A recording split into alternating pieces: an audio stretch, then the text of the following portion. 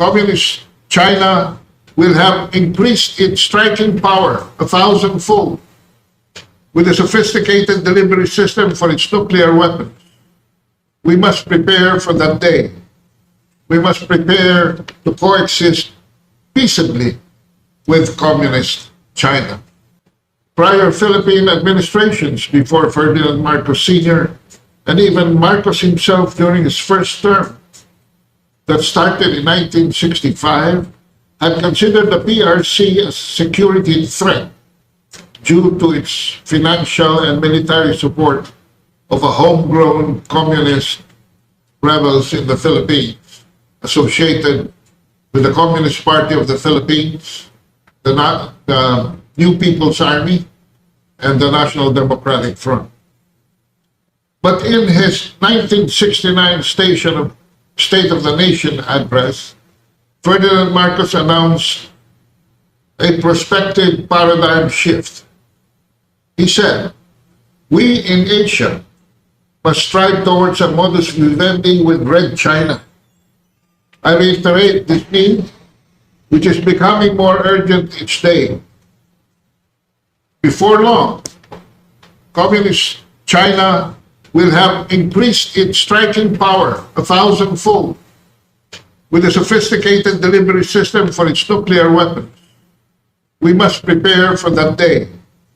We must prepare to coexist peaceably with Communist China. Unquote.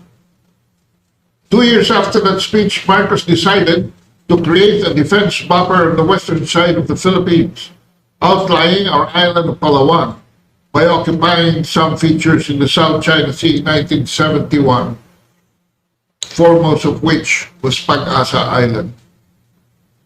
Finally, in June 1975, the Philippine president visited the People's Republic of China and signed a joint communique normalizing relations and recognizing, quote, "the government of the People's Republic of China as the sole legal government of China," and fully understanding and respecting the position of the Chinese government that there is but one China and that Taiwan is an integral part of the Chinese territory, and deciding to remove all its official representations from Taiwan and the Republic of China within 1 month from the date of signature of this communique.